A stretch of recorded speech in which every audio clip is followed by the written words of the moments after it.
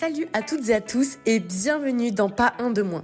Aujourd'hui, j'ai le plaisir de recevoir Charles Fournier, député écologiste, militant de longue date, quelqu'un qui incarne une politique de proximité, engagée et surtout accessible. Dans un monde où beaucoup ont le sentiment que les élus sont déconnectés du terrain, on avait envie de comprendre comment on garde le lien, comment on reste à l'écoute, comment on agit concrètement face aux crises sociales, écologiques et démocratiques. On va parler d'écologie, de féminisme, de lutte contre l'extrême droite, de pouvoir d'agir, d'imaginaire politique et aussi s'amuser un peu avec une séquence plus légère de Je garde ou je ne garde pas pour faire réagir Charles sur quelques grandes idées qui bousculent le débat public. Bonne écoute! Bonjour Charles! Bonjour! Comment vas-tu aujourd'hui? Écoute, pas mal, dès qu'il y a un petit rayon de soleil en ce moment, je crois qu'on va pas mal, hein, quand même. Ça nous fait du bien. Ouais, ça fait du bien. Ouais. Je suis super contente d'échanger avec toi aujourd'hui. Moi pareil, hein, vraiment, vraiment, vraiment. Je te propose qu'on commence par un petit jeu, si t'es ok. Ah ouais. Le jeu de on garde ou on ne garde pas. Donc je vais te lire des phrases, tu vas me dire je garde pas, et tu vas m'expliquer un peu succinctement Pourquoi tu gardes ou pas. Alors, la voiture électrique, je garde ou je garde pas? Alors je garde parce que ça fera partie des solutions, mais je garde pas que la voiture électrique, ou j'en garde, mais j'en garde un peu moins. J'en garde un peu moins parce que je pense qu'il faut qu'on accepte l'idée que demain on se déplacera autrement et pas que en voiture. Et donc il y aura de la voiture électrique, mais ça sera pas le tout électrique seulement. Le véganisme comme solution contre la crise alimentaire, je garde ou je ne garde pas? Alors, je suis pas sûr que je garderai le véganisme. J'en garderai, pardon, je peux te le dire comme ça, j'en garderai, mais je pense qu'on peut garder aussi les gens qui mangent de la viande. Par contre, ça doit être de la viande de qualité, de la viande locale, parce que l'élevage, c'est aussi nos paysages, c'est aussi nos histoires. Et donc, du coup, je crois pas que ça va disparaître. Je pense qu'on en mangera beaucoup moins, mais c'est surtout qu'il faut qu'on mange que de la viande de qualité élevée dans des conditions satisfaisantes pour nos écosystèmes. Voilà, donc ça change quand même profondément la donne. Donc, c'est pas véganisme pour celles et ceux qui feront ce choix-là, mais sinon, moins de viande et de la viande de qualité. Super. Les transports publics gratuits, je garde ou je garde pas? Ça, c'est une vraie question compliquée. En tout cas, ce qui est sûr, c'est que si on garde, il faut que l'offre évolue. Parce que ce qui est important dans les transports, c'est ce qu'on appelle le report modal. C'est faire en sorte que les gens passent d'un mode de transport polluant à un mode de transport moins polluant, globalement. Et donc, du coup, si c'est gratuit, il faut pas, par exemple, que des gens qui marchaient à pied se mettent à prendre que des transports en commun, puisqu'on ne gagnerait pas en termes de report modal. Il y a un intérêt social, évidemment, à cette mesure, mais je pense qu'il y a plein de marches intermédiaires. Donc moi, j'irai, et je verrai à la fin si je garde ou pas, j'irai, par exemple, la gratuité pour les étudiants, la gratuité le week-end. Il y a plein de formules à explorer, voilà, parce que sinon on perd des recettes, et si on perd des recettes, est-ce que demain on arrivera à avoir une offre à la hauteur? Voilà, donc c'est ça le débat. Les quotas de femmes en politique, je garde ou je garde pas? Moi, je crois que oui, parce que si ça se devait se faire naturellement, je mets des guillemets, on n'aurait pas eu besoin d'avoir des lois sur la parité. Et je pense que justement, malheureusement, ça ne progresse pas suffisamment. Et on a même régressé un peu dans le nombre de femmes à l'Assemblée nationale. Par exemple, on est autour de 32 ou 33%, alors qu'on était plus haut dans la législature précédente. Donc oui, on a besoin de pousser le curseur. Il y a plus de femmes dans notre société et elles sont moins représentées à l'Assemblée nationale. Ça ne va pas. Et je parle de l'Assemblée nationale, mais si on descend par exemple sur les présidences de communautés de communes, ici en Indre-et-Loire, c'est quasiment que des hommes. Donc ça, c'est pas satisfaisant. Il faut faire bouger les lignes là-dessus. C'est une évidence. Les espaces non mixtes pour femmes victimes de violences, je garde ou je ne garde pas? Moi, je garde, et je vais même dire les espaces non mixtes, comme étape, pas comme fin en soi, évidemment, il ne s'agit pas de se séparer, mais je pense qu'on a besoin pour la confiance, voilà, en Allemagne, ils sont très, très habitués à ça, parce que, par exemple, dans une discussion où il y a des hommes et des femmes, les hommes ont tendance à prendre la parole en premier, à suroccuper l'espace de parole, et donc, du coup, les femmes n'ont pas trouvé leur place là, et donc, du coup, à pas être en confiance. Je le dis souvent, et tu m'as déjà entendu le dire, en politique, souvent les femmes disent moi je me sens pas capable ou j'ai pas le temps. Et pour toutes ces raisons, il faut qu'entre femmes on puisse se dire si je suis capable et j'ai le temps, tant que les hommes évidemment ne reconnaissent pas pleinement que évidemment n'importe qui est capable et peut trouver le temps, et que c'est une affaire d'organisation familiale parfois ou individuelle quand on est seul. Les congés parentaux égaux pour les femmes et les hommes, je garde ou je garde pas? Ah, moi, je garde parce que je pense que c'est ce qui, c'est les vases communicants. C'est-à-dire que tout ce qui a à voir avec la vie privée est aujourd'hui majoritairement une charge mentale pour les femmes. Tout ce qui a à voir avec la vie publique, c'est quand même souvent les hommes qui sont en domination. Et donc, du coup, je trouve qu'il faut rééquilibrer des deux côtés. On peut pas faire l'un sans l'autre. Et donc, il y aura plus de femmes en politique, par exemple, quand la vie domestique, la vie privée sera mieux partagée. Et ça commence par une des fonctions centrales. Quand il y a un enfant vient, on l'a décidé, on l'a voulu à deux et on l'assume à deux. Voilà. La liberté d'expression, même pour des idées extrémistes, je garde ou je garde pas? Alors, moi, je la garde parce que je pense que ça n'a pas de prix. Par contre, je me méfie d'une tendance actuelle libertarienne, je vais l'appeler comme ça, qui laisse à penser que ma liberté n'a pas de limite. Et de fait, dans une société, pour vivre ensemble, la limite, c'est aussi de prendre soin des autres. C'est aussi la sororité, la fraternité. D'ailleurs, il y a un mot pour dire les deux. En même temps, c'est l'adelphité. Voilà. Okay. Et donc, je trouve que si on prend en considération cette dimension-là, évidemment, ma communication, mon expression, elle trouve aussi ses limites dans notre capacité à vivre ensemble. Et ça, c'est la démocratie qui peut trancher cette question-là. Voilà, Mais en tout cas, je suis pour la liberté d'expression, bien évidemment. L'éducation civique contre le racisme et l'extrémisme, je garde ou je garde pas? Je renforce même. Je pense qu'on fait pas assez. Je pense qu'on fait pas assez et qu'il faut qu'elle ne soit pas théorique. Il faut qu'elle soit concrète. Il faut vivre des expériences interculturelles. Voilà. Moi, j'ai beaucoup travaillé là-dessus. Mes travaux de recherche à l'université, j'ai travaillé sur les journaux de voyage et sur la formation interculturelle, comment je me forme à ce qui m'est étranger.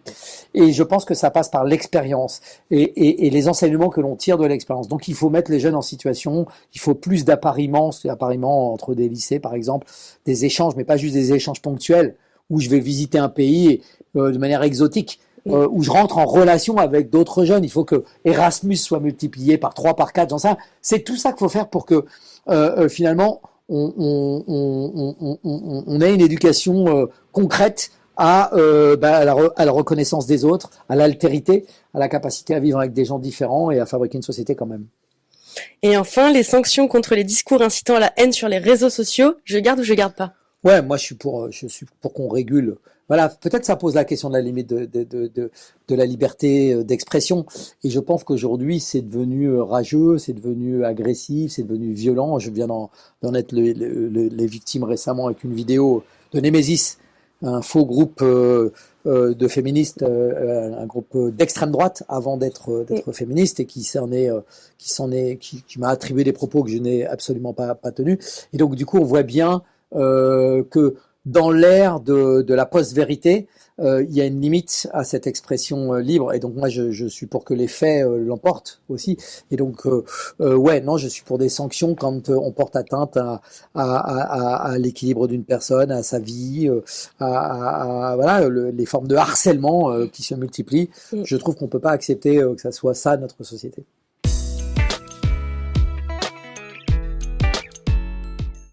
Merci, c'est la fin du jeu. Super. Je te propose qu'on commence par une question brise-glace.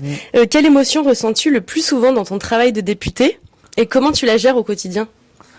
Je crois que je vais te dire que c'est quand même le doute, ce qui m'envahit le plus. En fait, le doute parce que moi, je suis plutôt quelqu'un d'enthousiaste, d'engagé. Souvent, je dis ça comme ça. Je crois que j'ai l'impression d'être né pour essayer de changer le monde. Voilà, mais pas moi tout seul, évidemment. Hein, soyons. Mais que c'est ce qui me. Je veux dire, mon premier engagement, l'histoire de ma vie, c'est ça. Et c'est quand j'ai le sentiment, et c'est assez régulier quand même finalement, que je pèse pas lourd dans tout ça, que ce que je fais à minima est une résistance et sans doute pas un levier de transformation. Là, j'ai des doutes, et donc c'est le sentiment qui m'envahit le plus souvent. Et ma manière de répondre aux doutes, c'est d'écrire. Ça, écrire pour moi, c'est quand même très important. C'est ma façon de mettre à distance des émotions comme celle-là, mais aussi de reprendre de la hauteur sur ce qui se passe, de remettre de l'intelligence là-dedans. C'est écrire, mais c'est aussi lire. voilà, et c'est comme ça que j'arrive à gérer le doute et retrouver l'énergie de l'engagement, parce que voilà, qu'il y ait une réponse au doute aussi d'ailleurs. Hein, voilà, on chasse pas le doute en étant que engagé, mais on chasse le doute en réfléchissant sur ce qu'on vit, en acceptant d'ailleurs de douter. Pour moi, c'est pas une tare de douter, mais ça m'envahit. Il y a des moments où je me dis ah là là, mais à quoi bon et pourquoi j'ai fait ça, et est-ce que voilà, ça c'est voilà. Mais voilà, moi j'en fais une force. Et puis c'est le signal pour prendre une pause aussi de temps en temps. Ouais, c'est vrai. Et de prendre de la hauteur. C'est vrai. Vraiment, je pense que c'est ça. J'ai depuis quelques mois, j'ai quelqu'un et je le paye pour ça d'ailleurs, hein, mais qui m'aide à écrire mes billets de blog. En fait, il m'aide surtout à poser ma pensée. Et on se voit une fois par semaine. Où on s'appelle. On s'est appelé ce matin.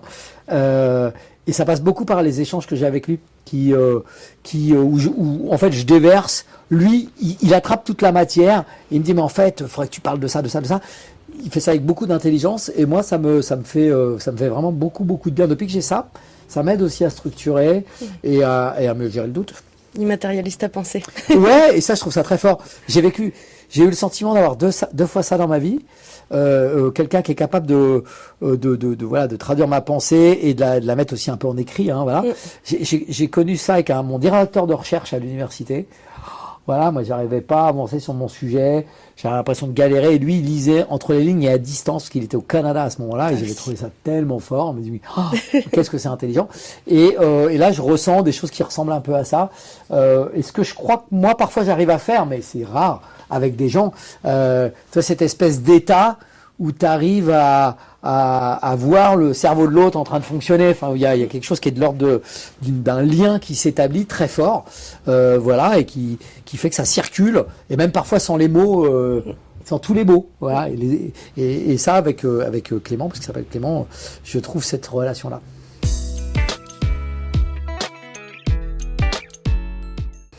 Charles, aujourd'hui, j'ai la chance de t'interviewer. T'es quelqu'un quand même d'assez accessible. Beaucoup de citoyens et citoyennes ont le sentiment que les élus sont déconnectés de la réalité. Donc, j'aimerais te demander, toi, comment, en tant que député, tu fais pour garder justement ce lien avec le terrain et éviter cet éloignement?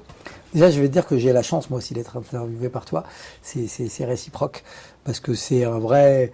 Enfin voilà, ça fait partie peut-être de ma réponse, c'est que c'est aussi un vrai exercice de faire ça, et c'est un exercice aussi de transparence, c'est pas un exercice de communication, c'est un exercice de transparence vraiment et d'authenticité. Et donc moi j'ai la chance que tu me poses ces questions pour pouvoir y répondre. Tu vois, je veux te le dire parce que ça fait partie du fait que tu restes ancré dans la réalité. Après moi j'ai toujours eu une attention sur un mot, qui est, quand tu es élu, tu es un représentant. Et j'ai l'impression que pas grand monde interroge ça. Comme si c'était une évidence que le jour où tu es élu, tu serais devenu un représentant. Moi, ce que je dis souvent, c'est que le jour où j'ai été élu, j'ai commencé à apprendre à être représentant. Et que c'est un chemin, c'est un exercice, c'est un apprentissage permanent. Et qu'il faut donc inventer les façons de se sentir représentant. Et dans les façons que j'ai inventées, il y en a une que tu connais, parce que le Parlement de circonscription que j'ai mis en place, c'est une façon. Mais j'ai aussi, et vendredi, je reprends le chemin de cette tournée citoyenne, je vais passer une journée dans un quartier où j'entre dans la vie, dans les métiers, je vais aller au collège, je vais aller voir les commerçants, je vais aller au café. Et c'est ma manière d'être en immersion dans le réel, tout le temps. Voilà, moi j'ai besoin d'y être. D'abord, je pense que c'est dans ma nature. Mais c'est là que je pioche ma connexion au réel. Je sais pas, moi j'ai fait le patron de café, servi des cafés aux gens, j'ai fait le pompier, j'ai été 2 jours et demi en psychiatrie. Bref, la vie sous toutes les coutures. Et ça me nourrit beaucoup dans les prises de position que je dois prendre derrière. Donc moi, c'est une attention. D'ailleurs, quand je me suis retrouvé député, j'ai eu une vraie inquiétude, c'est que les gens soient pas là. Parce que le premier mois, j'étais à l'Assemblée nationale. Et je me suis dit, mais ça va pas être pour moi, c'est pas possible. Il faut que ça fasse l'aller-retour, quoi. Voilà. Et maintenant, j'ai trouvé vraiment mes moyens de le faire. Et voilà, et c'est comme ça que je reste ancré dans la réalité. Je pense que j'essaie aussi de rester authentique, de pas céder aux sirènes de la communication et des éléments de langage. J'en ai comme tout le monde, parce que on est dans un univers de maîtrise de la parole, mais Mais globalement, là, quand je te parle, c'est avec mon ventre, quoi, tu vois, avec ce que je suis et pas, et j'ai rien préparé. D'ailleurs, je t'ai demandé de pas me donner les questions avant parce que je préfère être spontané, parce que je trouve que, voilà, du coup, il y a de la sincérité et c'est important et les gens ont besoin. Je pense que tout le monde entend. J'ai l'impression que c'est une des facultés humaines de mesurer quand quelqu'un dit des choses sincèrement ou il les dit pas sincèrement. Je pense qu'on est tous en mesure de faire ça. Et que dans beaucoup de discours politiques, comme ils sont calibrés par des éléments de langage et par de la communication, les gens ressentent que ça n'est pas sincère. Je te donne juste un exemple. Les soirées électorales, les résultats à la télé, là. Les Français ont envoyé un message ce soir, blablabla. Tout le monde a gagné. On a le sentiment que il y a jamais, mais je crois qu'on s'est profondément trompé. Il y a quelque chose qui fonctionne pas bien, il faut revisiter. Et puis la moitié des Français votent pas. Nous sommes collectivement devant une difficulté majeure. On en parle un soir, après c'est fini. Voilà. Je donne ces exemples-là parce que moi, quand j'étais pas encore engagé, je trouvais ça choquant, quoi. Je me disais, mais c'est pas possible, ce truc calibré. Il faut qu'on retrouve du vrai, quoi. Voilà. Et puis les éléments de langage sont pas compris par toutes et tous non plus. Donc, Et puis ces éléments de langage sont des éléments de gestion du risque. Mais où est le risque? En fait, où est le risque? Et j'ai l'impression que le risque, on se trompe de risque en fait quand on fait ça, et que le risque de dire ce qu'on pense, il n'y a pas de risque. Voilà, ça, oui, ça peut être, ça peut mal réagir à ce qu'on dit, mais voilà. Après, je suis pas pour dire sans réfléchir. Moi, je réfléchis. Je fais rien sans réfléchir. Mais je pense que tout ce qui est trop calibré et qu'on finit par entendre 10 fois, 20 fois, 30 fois, les gens ils décrochent. Ils disent, ouais, bah c'est bon, on vous a déjà entendu dire ça, voilà. Donc non, je crois qu'il faut parler un peu plus en lien avec ce qu'on est et de manière ancrée. Ça, je pense que c'est très important. Sujet un peu moins joyeux mais très actuel, l'extrême droite progresse dans le monde, en France, en Europe, souvent en minimisant les enjeux climatiques et en attaquant le droit des femmes et des minorités. Toi, tu analyses comment cette montée et l'impact aussi sur l'écologie et les luttes sociales? Je pense qu'il y a quelque chose qu'on lit pas toujours très bien, mais en fait, il y a le mouvement qui monte est à la fois un mouvement du libéralisme à son apogée et d'un mouvement réactionnaire. On a un peu les deux qui se mélangent. On parle beaucoup en ce moment, le mot arrive dans notre langage de libertariens, qui sont c'est le libéralisme poussé jusqu'à l'égoïsme. Déjà que le libéralisme en lui-même porte les gènes de l'égoïsme et du chacun pour soi. Mais là, le libertarisme, c'est Trump, c'est Elon Musk, c'est chacun pour soi. Mais en plus de ça, ils ont habillé ça d'un mouvement réactionnaire, de repli, de rejet de l'autre, d'écrasement des plus faibles. Tout est régi par le rapport de force. Et en fait, ça, c'est à l'œuvre depuis un petit moment déjà. Ça s'organise. Ça s'organise. On aurait pu se dire ça s'organise à certains endroits, mais en fait pas seulement, parce que ça diffuse, parce que il y a une véritable organisation. Je suis pas du tout dans une théorie du complot quand je dis ça, hein, mais il y a des réseaux qui travaillent là-dessus, il y a des think tanks qui véhiculent ces pensées. On a vu les influences sur les élections en Allemagne, les élections en Grande-Bretagne. On voit cette structuration d'un mode de pensée et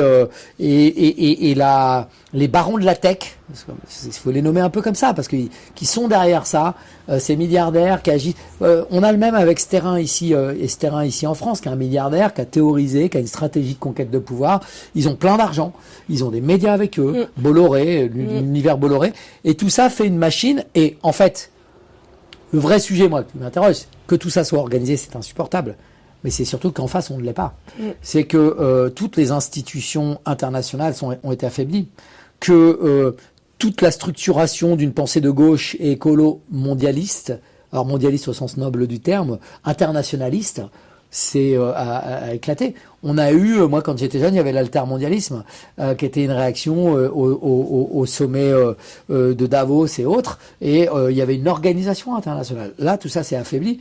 On s'est nous-mêmes repliés, pris dans cette pensée qui se diffuse, où on nationalise tout, on ramène sans arrêt des débats nationaux, on a perdu de vue l'Europe, on a perdu de vue l'ONU, là on parle de guerre, personne n'entend l'ONU, enfin c'est un truc quand même, quand on y réfléchit, vu tout ce qu'on a appris et d'où on vient, c'est quand même complètement dingue.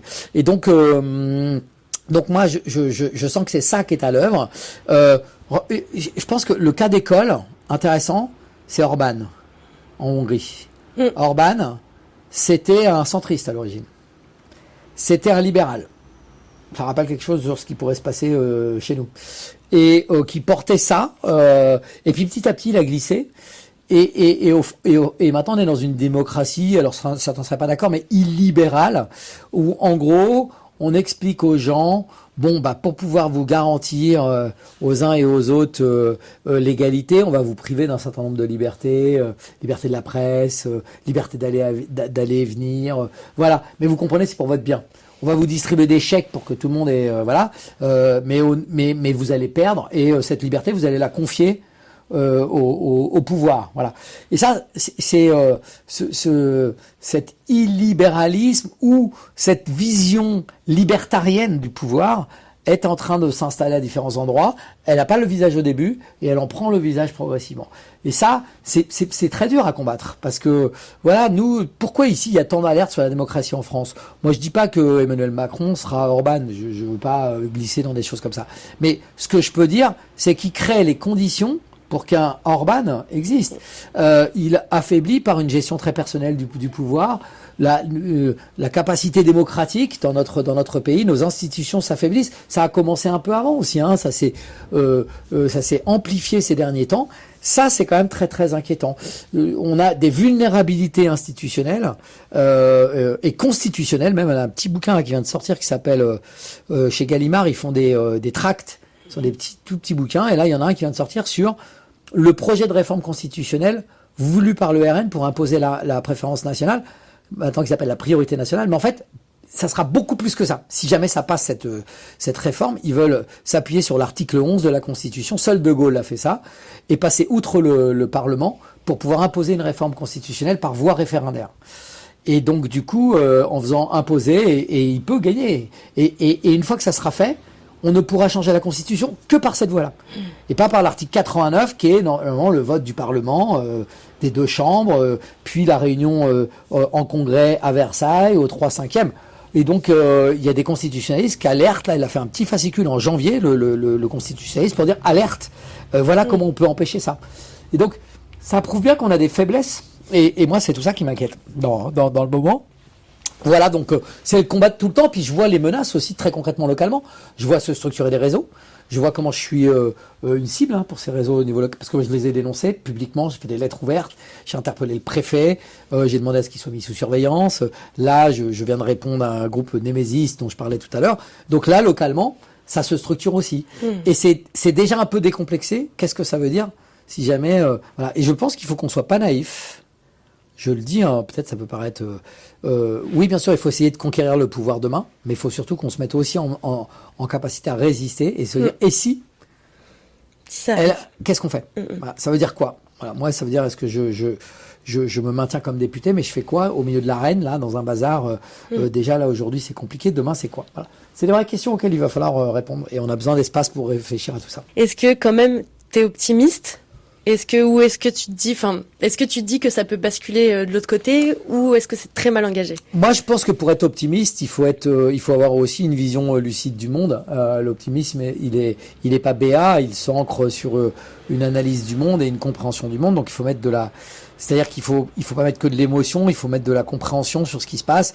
Et là, on peut être optimiste. Et quand je regarde, par exemple, 1945, on est dans un moment de bascule qui peut ressembler à celui-là, pas sous tous les aspects, mais sur un certain nombre d'aspects, avec une victoire possible de l'extrême droite, et des gens à gauche qui se détestent, mais qui ont eu ce sursaut incroyable, et ça s'est appelé le Front Populaire, et qui ont su apporter des réponses, et on a eu un ensemble de progrès sociaux extrêmement majeurs dans cette période-là.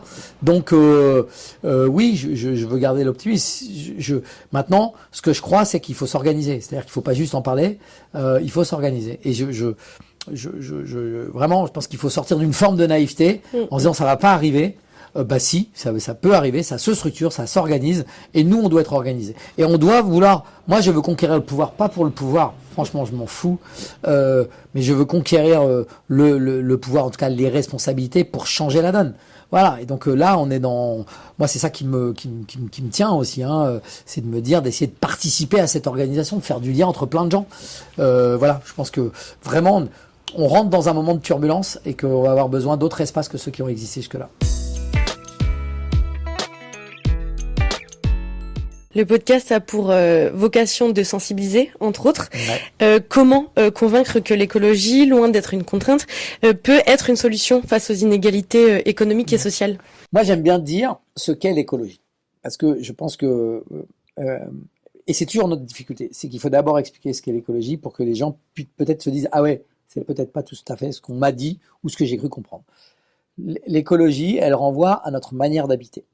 D'ailleurs, le mot écologie vient du mot oikos en grec qui veut dire habiter. Et donc, aujourd'hui, on habite mal sur Terre. On habite loin de l'endroit où on consomme, on habite loin de l'endroit où on travaille, on habite loin de l'endroit où vont nos enfants, qui ne sont pas du tout aux mêmes endroits. Et donc, on pratique le territoire dans tous les sens. On passe plus de temps à se déplacer d'un endroit à l'autre qu'à vivre, finalement, de manière en cohérence avec les écosystèmes. On consomme beaucoup d'espace. On émet beaucoup de gaz à effet de serre, on produit beaucoup de déchets, on utilise beaucoup de matières premières. Tout ça sont des éléments de notre manière d'habiter sur Terre qui n'est pas la bonne. Et on est rentré dans l'ère de l'anthropocène, c'est-à-dire ce moment où la modification de la planète tient à l'homme, à l'action de l'homme. Et j'ai été voir un super spectacle d'ailleurs, un monologue de 2h45 au théâtre ici à Tours, au théâtre Olympia, une pièce mise en place par Bruno Latour, absolument passionnant, qui s'appelle Trilogie terrestre. J'en parle parce que pour en faire la pub, et qui explique un peu aujourd'hui que on vit pas sur une planète bleue, quand on a tous cette image-là, mais sur une zone critique qui est modifiée sans arrêt par nous. Voilà. Et du coup, il y a des endroits qui ne sont plus habitables. Et donc la question qui est posée aujourd'hui, c'est l'habitabilité de la planète. C'est le mot qui est utilisé. Où est-ce qu'on va pouvoir habiter et comment? Voilà. Et ça, c'est l'écologie, c'est ça. Donc ça interroge nos manières d'habiter vraiment nos maisons. Ça interroge nos manières de nous déplacer, de manger, d'être en relation avec les autres, d'apprendre. Et en fait, c'est un projet politique en soi. Et donc, si on l'aborde comme ça et non pas seulement comme les petits oiseaux et les petites fleurs, qui sont évidemment partie prenante de tout ce que je viens de raconter, mais c'est pas ça. C'est pas ce qu'il y a autour de nous. L'environnement, nous, on serait un truc au-dessus. Nous sommes partie prenante de tout ça. Si on interroge ça, alors du coup, ça devient absolument passionnant. Et évidemment, ça devient la solution de tout. Parce que c'est cette façon d'habiter qu'il faut modifier pour être plus en cohérence avec les écosystèmes, pour que tout ça puisse être soutenable, qu'on trouve de l'équilibre. Et ça passe aussi par plus de relations, par exemple, ce que je raconte. L'écologie, c'est aussi plus de liens, c'est plus d'égalité, c'est plus de démocratie. C'est pas, voilà. Et moi, je la défends comme ça. Et d'ailleurs, je suis arrivé à l'écologie, non pas par les petits oiseaux et les petites fleurs, je suis arrivé plutôt par l'éducation. Les questions d'éducation, les questions de démocratie, c'est celles qui m'ont amené, voilà. Et donc, pour moi, le fonctionnement de nos écosystèmes nous raconte finalement la manière dont on devrait habiter sur Terre. Et donc, il faut réapprendre à les regarder, à nous sentir dans ces écosystèmes, à retrouver cette intelligence collective des écosystèmes. Voilà, c'est pas la facilitatrice que tu es que je vais apprendre ce qu'est l'intelligence collective, mais on parle de biomimétisme souvent, d'aller chercher dans la nature des fonctionnements. Bah, en vrai, voilà, en vrai, il y a quelque chose qui se joue là, et donc pour moi, l'écologie, c'est ça. Et donc, en fait, je pense que c'est vraiment le projet vers lequel nous devons aller. Voilà, il n'a pas toujours été bien traité, y compris par les écologistes. Mais en tout cas, c'est celui qui devrait guider, je pense, notre manière de réinterroger notre façon d'habiter.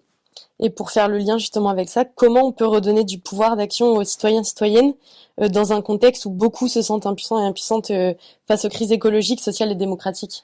Alors, moi, peut-être le premier élément qui est le cap et qui est une conviction profonde chez moi, je dis souvent, j'ai une phrase que j'utilise, je dis on change pas le monde sans les gens. Et donc, comme je suis un peu convaincu qu'il y a beaucoup de choses à changer dans cette façon d'habiter sur Terre, on peut pas le décider pour les gens. Et c'est donc collectivement, et donc il y a plein de choses à imaginer. On a un fonctionnement démocratique qui est hérité d'une période où on se posait pas ces questions. Et donc, il faut réadapter complètement la façon de prendre des décisions à cette réalité-là, à des formes d'accélération d'un côté, et en même temps à une pensée sur le temps long. C'est quand même ça le paradoxe de l'écologie, hein. C'est-à-dire qu'il faut répondre à des urgences et en même temps penser le temps long. Voilà. Et donc, des fois, les gens sont perdus à vous balancer des objectifs à long terme. Ouais, ok, d'accord. Et en même temps, vous dites, il faudrait tout changer maintenant.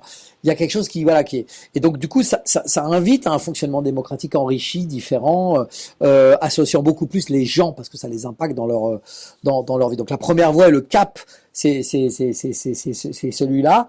Et puis après, je vais le dire, si on rompt pas avec le modèle économique dans lequel on est, on n'y arrivera pas parce que il contient en lui-même les contradictions absolues avec notre manière d'habiter sur Terre. C'est-à-dire que la question de la production qui a structuré les rapports sociaux pendant longtemps, ce que l'on produit, à quelles conditions, les pouvoirs de domination, tout ça, le marxisme, même si Marx ne parlait d'écologie, il parlait pas que ça du tout d'ailleurs, c'est important de le dire, mais aujourd'hui cette question se complète ou se remplace par celle de l'habitabilité de la planète. C'est-à-dire que les rapports de force dans la société vont se jouer autour de ça. Donc il faut accepter de mener la bataille aussi, c'est très important.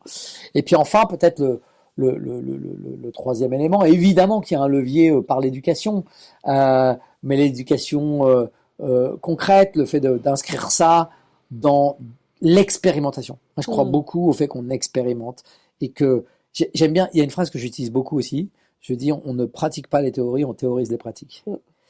Et je pense qu'on a un système qui doit s'inspirer de ça, c'est-à-dire on teste et on tire des enseignements. Et c'est comme ça qu'on va... Il y a tellement d'intelligence, franchement, des initiatives qui nous disent que pour être le monde d'après, il y en a plein. Maintenant, comment ça a un effet d'échelle, comment on passe à l'échelle, comment ça a un effet de masse, comment c'est réellement transformateur, ça, c'est après la capacité à mettre tout ça en lien, en faire un projet politique. Et moi, j'ai l'impression... Mon taf, c'est celui-là, c'est de regarder tout ce qui est très intelligent. La sécurité sociale de l'alimentation, j'ai déposé une loi là-dessus, mais c'est pas moi qui ai inventé ça, c'est des gens qui étaient déjà en train d'expérimenter. Et hop, moi je l'amène à l'état de loi, voilà. On n'a pas gagné, mais on a progressé, ça a été voté en commission, ça a marqué les esprits. Voilà, c'est ce chemin-là qu'il faut, l'aller-retour entre en bas, en haut, à droite, à gauche, bref, cette mise en réseau et en récit du monde d'après. Il faut donner envie de ce monde d'après. C'est peut-être ça qu'a pas. Parfois, l'écologie, elle a eu le sens. Pardon, je vais utiliser une expression limite vulgaire, mais elle est apparue comme malheureuse et peine à jouir, quoi. Voilà, pardon, mais elle a renvoyé à quelque chose de parfois triste, et donc on a perdu plein de gens avec ça.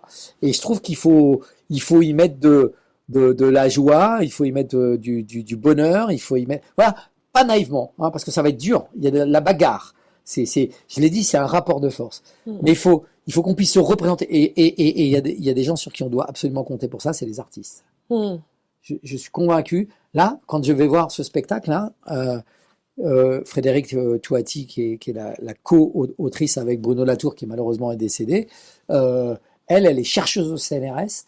Elle va être pendant 4 ans en résidence à Tours, au Théâtre Olympia, et elle est par ailleurs metteuse en scène. En scène. Elle est les deux. Elle peut transmettre de l'information d'une autre manière. Et avec une efficacité, une puissance énorme. Voilà. Et je trouve que sa démarche, elle est vraiment super. Pardon, c'était long comme réponse, mais parce que là, ça m'a...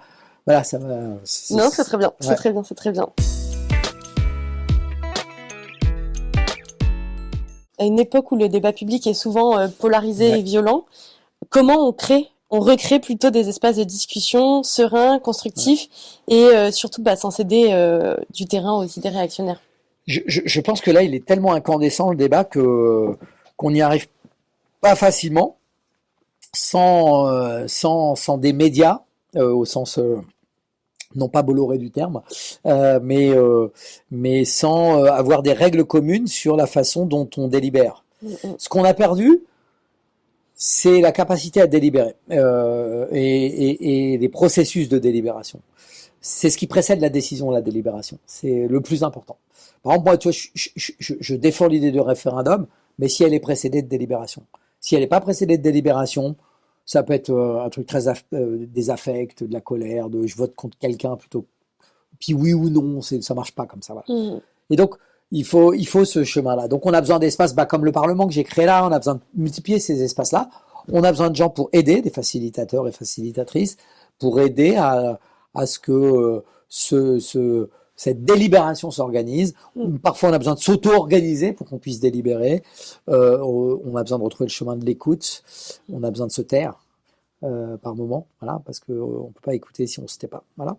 Et de se dire qu'on a besoin peut-être de travailler à quelque chose qui nous a tous envahis, qui est une forme de narcissisme, qui est en fait un peu la résultante des effets du libéralisme et du marché, de la possession plutôt que de l'être, et qui fait que, à un moment donné, il y a une question sur l'être, voilà, parce que c'est pas ce à quoi on répond d'ordinaire, et ça crée des formes de narcissisme aussi, voilà, finalement, voilà, bon, c'est une analyse psychanalytico-politique dont il faudrait revisiter sans doute les fondements, mais j'ai quand même le sentiment que voilà, les blessures narcissiques sont tellement importantes dans une société où chacun est renvoyé à lui-même que c'est bien plus difficile de faire collectif. Donc la voix, elle sera dans la capacité à refaire du collectif, à coopérer, à voilà, créer du lien aussi entre voilà. les personnes. Et je pense qu'on a besoin de gens qui s'engagent pour ça. Voilà. Il y a plein de manières, voilà, on en explore, t'en explores, j'en explore. C'est ça qu'il faut continuer à faire. On a beaucoup parlé des médias, de l'information. Comment on peut contrer la désinformation et les attaques contre l'écologie, le féminisme et les luttes sociales dans les médias et sur les réseaux sociaux qui prennent une place très importante, surtout auprès des jeunes? Ouais. Alors bon, il faut avoir des milliards pour avoir nos propres médias. Non, ça c'est pas la bonne réponse parce qu'en plus je sais pas si c'est pas ça ne se joue pas que là. D'abord, j'ai commencé par dire tout à l'heure qu'il fallait réguler. Il n'y a pas d'espace public sans règles. Voilà. Donc c'est un espace public et il y a eu une forme de déplacement de l'espace public vers un espace public virtuel où on se voit pas et où du coup comme on se voit pas on peut se dire des tas de trucs qu'on n'ose pas se dire mais on se les dit de manière parfois violente, voilà. Donc je pense que en réponse à ça il faut réinvestir l'espace public, le réel. Ça veut pas dire que j'abandonne ça, je pense que même que le virtuel peut nous permettre de nous donner rendez-vous beaucoup plus dans l'espace public physique, celui on parle Habermas, voilà, c'est ce qui fait l'espace du commun, quoi, voilà. Et donc je pense qu'il faut le réinvestir. Ça, se réapproprier. La rue est devenue un espace d'évitement, un espace où on ferme les yeux, parce qu'on peut pas s'arrêter quand il y a des gens dans la rue qui dorment dehors tous les 20 mètres, évidemment qu'on n'a pas la capacité financière, voilà, ou émotionnelle à s'arrêter, voilà. Mais c'est la sphère marchande qui a envahi l'espace public. Et donc du coup, plus on va réoccuper positivement l'espace public, à mon avis, moins les réseaux sociaux prendront une place aussi forte. Donc il y a de la régulation, il y a faire ce que ne nous permettent plus de faire les réseaux sociaux. Et puis après, évidemment, il faut décrypter tout ça. Donc il y a aussi de l'éducation. Moi, je le vois avec mes enfants. Comment voilà la place que ça peut prendre, la façon dont tout ça arrive, s'il n'y a pas du décodage, s'il n'y a pas une présence, s'il y a pas, ça peut vite partir quand même de travers. Voilà. Justement, en tout cas, comment les éduquer, excuse-moi, je t'en prie. Comment les éduquer? Tu parlais de tes enfants. Comment on peut éduquer les jeunes à mieux, parce qu'en plus sur les réseaux ça va vite, l'information défile. Moi, je pense qu'il y a une première éducation que je fais avec ma fille. Moi, c'est la sobriété. Dont je suis pas toujours exemplaire. D'ailleurs, maintenant, c'est elle qui me dit, papa, là, téléphone, là, tu me poses. Ah, voilà. Parce que moi, je lui ai mis des bornes sur ces outils. J'ai Family Link, là, et donc elle est limitée en dose. Et d'ailleurs, j'ai remarqué un truc, c'est que là, elle vient d'avoir un téléphone portable. On a mis longtemps parce qu'elle, voilà, elle a des troubles d'apprentissage, ma fille, et donc je voulais pas qu'elle, pour elle, c'est plus tard que pour d'autres, voilà. Et bref, les premiers temps, elle passait son temps à nous envoyer des SMS, ça va papa, ça va, voilà. Et puis petit à petit, comme elle est limitée dans l'usage, d'elle-même, elle passe à autre chose. Et en tout cas, ça voilà. Là, ce week-end, j'en ai reçu un, voilà. Je sais pas comment elle a trouvé d'ailleurs pour mettre sa mère et moi. On n'habite pas ensemble avec sa mère, on met dans la même boucle. Je trouvais, alors que normalement, elle sait pas trop. Ils apprennent à une vitesse qui est quand même juste impressionnante. Et donc voilà, donc je trouve qu'il y a quelque chose qui est dans de la sobriété. Et puis après, il y a partir de leurs questions, être surtout pas considérer que c'est devenu un espace privé. Moi, je lui dis ça à ma fille. Je dis ben non, c'est pas ton espace privé. Aujourd'hui, c'est voilà. Moi, je veux qu'on interagisse. Il y aura une part privée à un moment, mais quand tu le maîtriseras. Et aujourd'hui, je le crois pas parce que ma fille, elle s'est retrouvée comme elle a une petite situation de handicap. Il y a une fragilité par rapport à ça. Et des fois, elle répond à des trucs sans savoir à quoi elle répond, quoi. Voilà. Et donc il y a tout un travail là-dessus. Ça demande une vigilance de dingue quand même. Hein. Voilà. Donc je pense que l'enjeu de la sobriété, ouais, c'est celui sur lequel il faut éduquer. Ouais, il faut vraiment y mettre de l'énergie. Et c'est pas mal quand on est deux pour faire ça. Hein. Voilà. Voire plus. Et comment est-ce que les personnes, de manière générale, peuvent s'informer? Par quelles ressources est-ce que tu en as que tu conseilles que nos auditeurs auditrices pourraient utiliser? Bah, moi, j'ai tendance à considérer que j'ai un conseil. Je sais pas si je vais donner des sources, mais j'ai un conseil. On est aujourd'hui, moi j'appelle ça le réactivisme. Les ismes, c'est quand il y a une inflammation de quelque chose. Et on est dans l'inflammation de la réactivité. Voilà. Et on nous demande d'être réactif surtout. Et donc moi, j'invite à s'informer, parfois à distance des événements, à écouter des podcasts, lire des livres, lire le journal même 15 jours après, à ne pas nous faire happer par une actualité qui n'en est pas toujours une. Oh oui. Une information qui n'en est pas toujours une, parce qu'il y a une espèce de fabrique de l'information. Voilà. Et donc, du coup, tout ce qui permet de s'informer à distance alors je dis à distance, c'est pas dans l'instant T. Je trouve que c'est une façon de mettre à distance, justement, cette frénésie de la fausse information, voilà, ou de l'information fabriquée. Voilà. Donc ça, c'est vraiment une voie sur laquelle j'insiste, et ne lâchez jamais les livres. Voilà, pardon, mais il faut toujours trouver le temps pour les livres. Je pense que c'est clé, quoi. Voilà, c'est le livre. On a un rapport il n'y a pas de fascination. Le livre peut nous enthousiasmer, mais il prend pas le dessus. Voilà. C'est toujours nous qui maîtrisons ce qui se passe dans la relation avec le livre. Avec la télé, c'est pas forcément le cas. Elle s'installe, elle nous met dans une espèce de paresse. Puis elle nous inonde d'informations. Voilà, d'inonde, ça arrive de partout. On est passif. Et voilà, il y a une forme de passivité qui s'installe. Jamais avec le livre, beaucoup moins avec l'oreille. Et voilà, donc j'invite à ça. Et puis après, évidemment, sur le champ de l'écologie, il y a plein de sources. Je pense que le deuxième conseil, peut-être, c'est de regarder plusieurs sources, jamais de regarder une seule source. C'est intéressant d'aller lire des sources qui racontent des bêtises, mais pas de la lire toute seule, c'est de la lire avec d'autres. Ça permet de décrypter, de comprendre ce qui se joue dans le monde. Alors, je dis pas qu'il faut regarder CNews, c'est pas une obligation, mais parfois de comprendre d'où part un truc, et puis d'aller lire plusieurs sources pour fabriquer son opinion. Parce que il n'y a pas une source qui va dire la vérité, mais il y a une source qui sera matière à vérité et une autre qui sera matière à mensonge. Voilà. Et moi, je pense que il y a toujours une forme de libre arbitre qu'il faut qu'on cultive. Moi, j'ai appris ça parce que j'ai fait de l'ingénierie de formation. Je viens des sciences de l'éducation, et j'utilise toujours cette image du triangle que j'ai appris. En fait, on apprend de trois manières différentes, et il y en a une qui est centrale. On apprend par les autres. Et il y a même un mot qui était donné, c'était l'hétéroformation. On est formé par les autres. Hétéro, c'est les autres. Il y a le milieu dans lequel on est qui nous forme, et on appelle ça l'éco-formation. On met un enfant dans une salle vide, il apprend pas.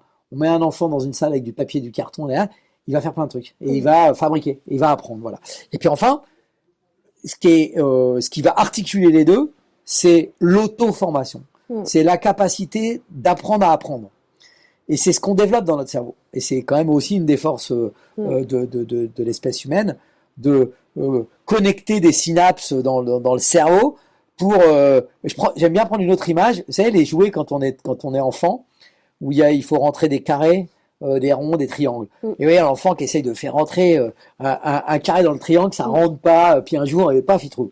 En fait, si on imagine que ça, c'est notre cerveau, dedans, il faut non pas rentrer le carré dans le triangle, ça marchera jamais, mais il faut fabriquer un truc qui est à moitié un triangle, à moitié un carré, et dans lequel ça va rentrer à un moment donné. Et ça, c'est des connexions qui sont dans le cerveau.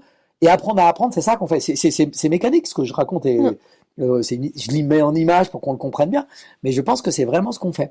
Et on développe ce apprendre à apprendre. Et ce apprendre à apprendre, il nous permet de faire quelque chose de ce qu'on nous dit et quelque chose de l'endroit où on est. Et c'est ça qu'il faut cultiver. Voilà, il faut aider chacun à apprendre. Voilà. Et ça, c'est l'école, c'est plein de gens qui participent de ça, mais de ces connexions-là. Voilà. Et c'est l'expérimentation qui permet de faire bouger notre cerveau, de le rendre capable d'analyser une information complexe, une information qui n'est ni un carré, ni un triangle, ni un, voilà, qui va être plein de choses à la fois. Et petit à petit, bah, on va s'adapter. Je cherche les deux mots qu'employait Piaget, parce qu'il y a quelqu'un qui s'appelait Jean Piaget qui a beaucoup travaillé là-dessus, mais en vrai, notre cerveau, il va se modifier pour être capable de recevoir des informations comme ça. Ouais. Donc l'information, en fait, c'est pas tant seulement l'information que la capacité à la décrypter qu'il faut pouvoir travailler. Et ça se travaille, bah voilà, et tout au long de la vie, on peut apprendre. Ça, c'est ça la bonne nouvelle aussi, c'est que et que tout peut évoluer mais bien aussi, sûr, notre pensée à l'heure actuelle peut évoluer plus tard. C'est pas définitif, et ce apprendre à apprendre, il peut arriver à d'autres moments. Il y a par exemple, quand on est adulte, on apprend autrement, et on apprend en sachant pourquoi on apprend. Alors qu'avant, on apprend sans savoir pourquoi on apprend. Il y a un mot qui a été donné à ça qui s'appelle la valence, c'est-à-dire qu'on donne de la valeur par anticipation à ce qu'on va apprendre, ce qui crée une motivation particulière. Voilà. Et donc, moi, quand on retourne aux études, quand on est vieux, et ben on est hyper motivé parce que on met de la valeur à ce qu'on va apprendre. Alors qu'avant, bah on apprend, on prend, voilà. Et donc, vraiment, il faut développer la formation tout au long de la vie. Aujourd'hui, c'est encore une galère. Je veux reprendre des études, c'est compliqué. Ça devrait être un droit, et on a réduit ce droit à de l'opérationnalité, une espèce de faux pragmatisme. Il faudrait apprendre pour les besoins de l'entreprise. Non, il faut l'esprit de 1971 de la loi sur la formation permanente, comme ça que ça s'appelait, permanente. Moi, j'aime bien cette idée. L'esprit, c'était de dire que on a tous le droit de continuer d'apprendre tout au long de la vie. Ça, franchement, c'est central. Et il faut retrouver cette voie-là. Et cette voie-là, je pense qu'on l'a beaucoup abîmée. Que, par exemple, se payer une formation quand on est adulte, c'est un chemin de galère. Voilà. C'est pas normal. On devrait repenser les temps de la vie pour avoir des temps pour apprendre, pour avoir des temps pour voyager, pour avoir des temps pour s'occuper de ses enfants. Honnêtement, tout ça, ce serait possible de s'organiser là-dessus. Il y aura toujours du monde pour faire les tâches dont on a vraiment besoin. Voilà. Et donc, c'est une affaire d'organisation collective, c'est une affaire de démocratie. Et je suis pour non pas réduire le temps de travail par semaine, moi j'en sais rien. Je suis pour repenser les temps dans la vie, pour qu'on puisse s'organiser collectivement, pour que chacun ait ses espaces pour apprendre, pour s'occuper de ses enfants, pour se reposer, pour voyager. Enfin voilà. Et je crois vraiment que c'est possible. Toi, est-ce qu'il y a une idée que tu avais quelques années auparavant, sur laquelle tu étais vraiment sûr de toi et qui a évolué, voire qui a complètement basculé avec les années parce que justement tu as appris, tu as lu, tu as rencontré Ouais, je crois quand alors je vais plutôt dire qu'il y a je crois pas que c'était une idée mais je pense que j'ai été pris dans un piège d'une certaine manière de penser l'écologie qui disait un peu voilà où il faut aller. Maintenant, à vous d'y aller. Et pas, voilà où nous en sommes. Et ensemble, on va tracer un peu de chemin vers où on peut aller. C'est-à-dire, je dis souvent comme ça, il faut partir de la vie des gens pour arriver à l'écologie, pas partir de l'écologie pour changer la vie des gens. Voilà. Et donc, je pense que j'ai été comme d'autres là-dedans. Par exemple, aujourd'hui, je m'intéresse beaucoup aux usines. Je suis pas sûr qu'il y a quelques années, je m'y serais intéressé autant, même s'il y a toujours une petite fascination quand même pour les usines. Et parce que je me dis, c'est dans notre manière de produire que se nouent beaucoup des enjeux de l'écologie. Parce que dans ce qu'on produit, il y a notre manière de consommer. Il y a où est-ce qu'on produit, comment ça se déplace, quels effets ça a sur l'environnement, quels effets ça a sur nous, la manière dont on travaille. Ça embarque toutes ces questions-là. Et donc aujourd'hui, je travaille sur l'industrie parce que je pense que c'est une des clés pour arriver à penser un monde soutenable et désirable. Voilà. Et ça, c'est quelque chose sur lequel j'ai beaucoup évolué.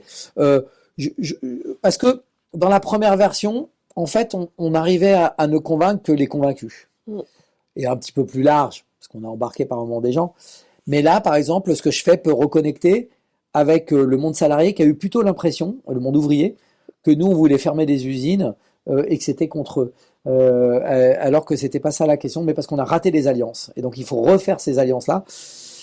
Bruno Latour, toujours le même, parfois décrié, mais moi que j'aime bien, il a écrit un petit bouquin sur la classe écologique. Et il dit, comme les rapports de force vont se jouer autour de l'habitabilité, il y a une classe des riches et des prédateurs qui existe toujours, qui est très organisée, mais il faut recréer en face une classe, non pas la classe ouvrière qui était une classe qui se pensait par rapport au rapport de production, mais une classe écologique qui va être capable de défendre une manière d'habiter sur Terre. Dedans, il y aura des ouvriers, il y aura des petits chefs d'entreprise, il y aura des artistes, il y aura bref, voilà. Mais aujourd'hui, c'est pas du tout fédéré, et donc on n'est pas dans on perd dans le rapport de force. Et donc moi, je crois à cette idée-là, et dire ça. Voilà, moi quand je dis écologiste, je pense pas au parti écologiste. Hein. Je pense que c'est quelque chose de beaucoup plus fort. C'est toutes celles et ceux qui aujourd'hui sont convaincus que on n'habite pas bien sur Terre, voilà, et que du coup on est en mauvaise santé, qu'on est en mauvaise relation, qu'on est dans des rapports de domination, dans des écrasements d'inégalité, voilà. Et tous ceux qui intuitivement ou très formellement pensent ça, le jour où ils seront unis, franchement la bascule elle va se faire.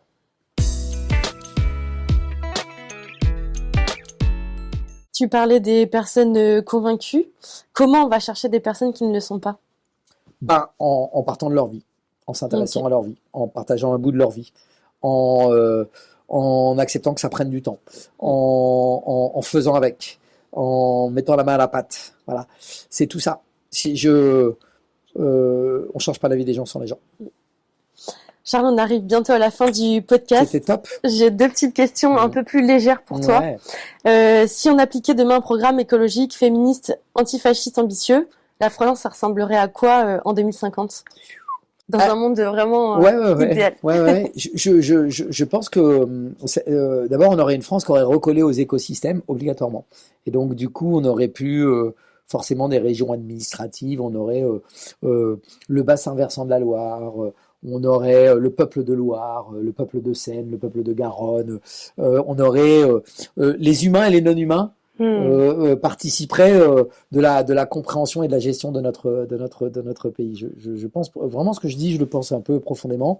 Voilà, donc il y aurait une autre forme de démocratie élargie à tout le monde, enfin qui intègre tout le monde, y compris les non-humains. Voilà. C'est très révolutionnaire, mais je crois vraiment qu'il y a des voies de ce côté-là. Je pense qu'on aurait évidemment des échelles de collectifs et on aurait retrouvé complètement cette capacité à délibérer, égalitaire. On aurait du temps pour ça, évidemment. On aurait du temps pour produire, mais moins, parce qu'on produirait en fonction de nos besoins et pas en fonction d'une offre. Voilà. On aurait retrouvé des vertus du lien parce que finalement l'être aurait plus d'importance que l'avoir. Voilà. La culture, les arts auraient une place partout parce qu'ils seraient le ciment de nos imaginaires toujours en mouvement pour se dire comment on garde l'équilibre. Voilà. On travaillerait toujours, mais avec des temps de la vie variés, des temps de la vie où on pourrait redonner de l'énergie aux autres, avoir de l'énergie plus pour soi, se former, voilà. Les universités seraient universelles et accessibles par tout le monde. Voilà quelques ingrédients d'un monde dans lequel on serait. Et évidemment, les interactions avec les éléments naturels. J'aime pas dire la nature parce que il y a des anthropologues qui disent ça n'existe pas la nature, c'est une fabrication mentale. Mais il y a des éléments de nature, mais nos interactions seraient bien plus nombreuses, plus fréquentes. On n'aurait pas, par exemple, besoin dans une école d'organiser un voyage scolaire pour aller voir une forêt. On aurait la forêt dans l'école, voilà. Et donc on retrouverait aussi, voilà. Et puis il y aurait, je pense, de la place pour expérimenter sans arrêt. Voilà. Et en fait, quand je raconte ça, c'est marrant parce qu'il y a plein de livres d'anticipation qui déjà avait imaginé ça. Il y a un livre qu'il faut lire qui date des années 70 qui s'appelle Ecotopia. Ça se passe aux États-Unis et les États-Unis se sont divisés en deux et ils sont à la limite de la guerre. Et il y a d'un côté un monde complètement écolo. Et de l'autre côté, un monde qui est resté celui, voilà. Et c'est un journaliste qui part en enquête dans le monde écolo.